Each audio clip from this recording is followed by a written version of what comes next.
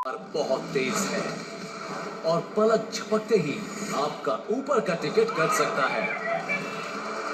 कोई भी हादसा हो सकता है और ऐसे में आप जो कदम उठाते हैं उसी से जिंदगी और मौत का फैसला होता है। तो बताइए, ऐसे में आप क्या करेंगे?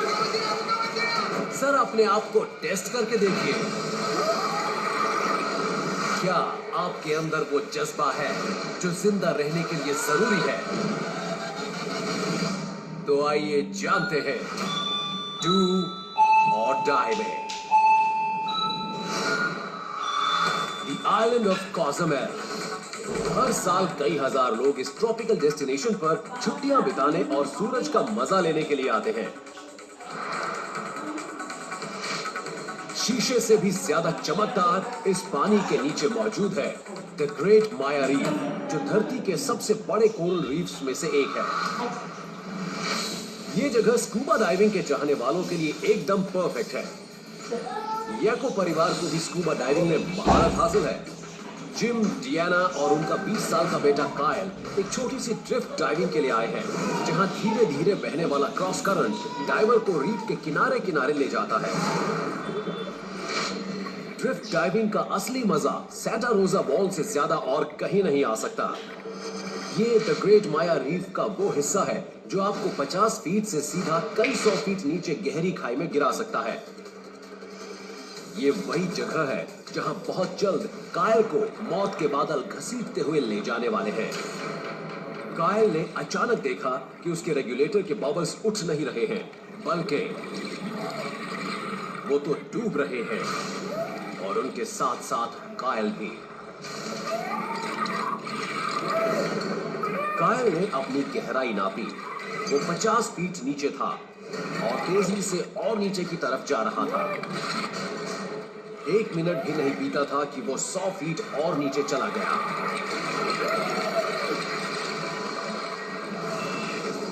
अब हम आपको कायल की जगह पर रखने वाले हैं। फर्ज कीजिए आपको एक ताकतवर डाउन करंट नीचे की ओर घसीट रहा है। अगर आपने जल्द कुछ नहीं किया तो शायद आप कभी दोबारा ऊपर नहीं आ पाएंगे। ऐसे में आप क्या करेंगे?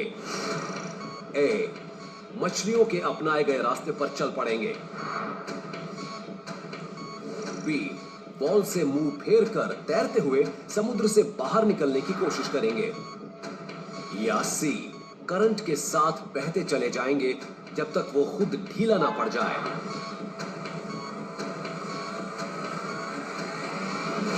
आगे बढ़ने से पहले कुछ बातें जान लीजिए। आप एक कोरल रीफ बॉल के किनारे पर 100 फीट नीचे हैं और आपको एक डाउन वेलिंग नाम के अंडर करंट ने जकड़ लिया है। डाउन वेलिंग रीफ बॉल से सटा और नीचे की तरफ जाता हुआ पानी का एक घना बहाव है जो आपको ऐसी खाई में धकेल रहा है जिसके आखिर में शायद मौत आपका इंतजार कर रही हो। आपके हर 10 फीट डूबने के साथ ही आपकी बॉडी का प्रेशर 4.4 पाउंड्स प्रति स्क्वायर इंच बढ़ रहा है। ये प्रेशर आपके लंग्स और टैंक में मौजूद हवा की मात्रा को धीरे धीरे कम कर रहा है। इसका मतलब है कि 50 फीट पर अगर आपके पास 45 मिनट की हवा है तो 100 फीट पर पहुंचते ही वो सिर्फ 15 मिनट की बचेगी। और सिर्फ हवा की कमी ही नहीं, इतनी गहराई पर मौजूद प्रेशर से मार्टिनी इफेक्ट भी क्रिएट होता है, जिसे नाइट्रोजन नार्कोसिस भी कहते हैं। इससे ब्लड में नाइट्रोजन गैस की मात्रा बढ़ जाती है जो नर्व ट्रांसमिशंस में खलल पैदा करके हमारे सोचने समझने की क्षमता पर 33% तक का असर डालता है। ये कुछ नशे की हालत में होने जैसा है।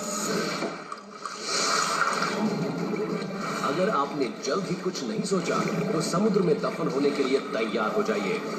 आप डूबेंगे या इस मुसीबत से पार पा जाएंगे, फैसला आपके हाथ में है। क्या होगी आपकी चॉइस? ए, बी या सी?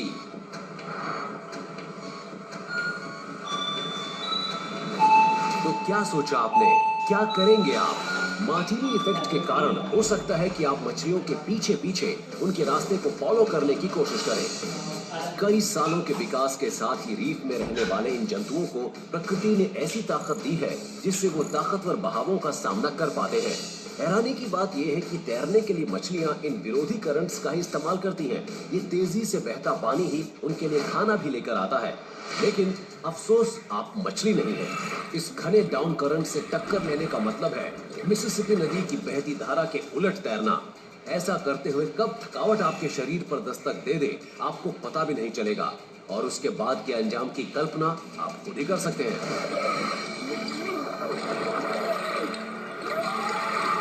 तो अगर आपने इन मछलियों की ताल से ताल मिलाने की कोशिश की तो शायद आप हमेशा के लिए इनके ही होकर रह जाएंगे।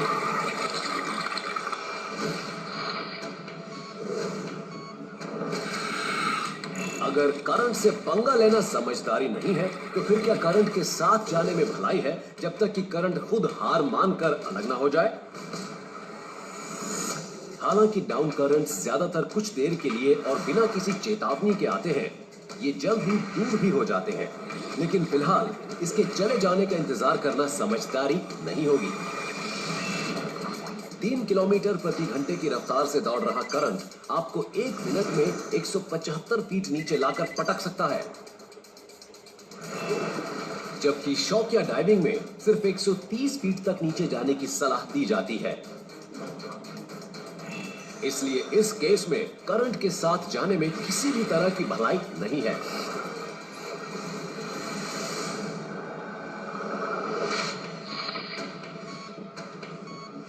तो फिर आपके पास क्या चारा बचता है? रीफ वॉल से हटकर खुले समुद्र के बीच जाना थोड़ा डरावना हो सकता है, लेकिन इस केस में पानी से बाहर निकलने का शायद यही एक तरीका है। शुरुआत में आप शायद महसूस करेंगे कि करंट आपको नीचे की ओर धकेल रहा है, लेकिन घबराने की कोई जरूरत नहीं है।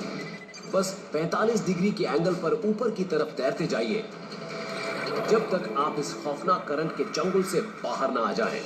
लेकिन पानी की सतह पर आने के लिए किसी भी तरह की जल्दबाजी ठीक नहीं, इसलिए आखिरी 15 फीट पर एक सेफ्टी स्टॉप करना जरूरी है। लेकिन ऐसा क्यों? पानी के अंदर सांस लेते समय डाइवर्स के खून में नाइट्रोजन बनने लगती है। सतह पर आने से थोड़ी देर पहले सेफ्टी स्टॉप दरअसल किसी सोडा बोतल को खोलने से पहले बरतने वाली सावधानी जैसा ही है। ये प्रेशर को नॉर्मलाइज करता है और गैस को धीरे धीरे और आराम से बाहर निकालता है। कायल ने इस अग्नि परीक्षा को पार कर लिया। मैं इसे दोबारा नहीं करने वाला। कायल बहुत घबराए हुए थे, लेकिन कुछ दिनों बाद उन्होंने एक बार फिर पानी से दोस्ती कर ही ली। हालांकि वो इस बार सावधानी और विवेक को अपने साथ ले जाना नहीं भूले। वॉल से दूर हटिए और तैरकर समुद्र से बाहर निकलिए। इस जानलेवा डाउन करंट से बच निकलने का यही एक तरीका है।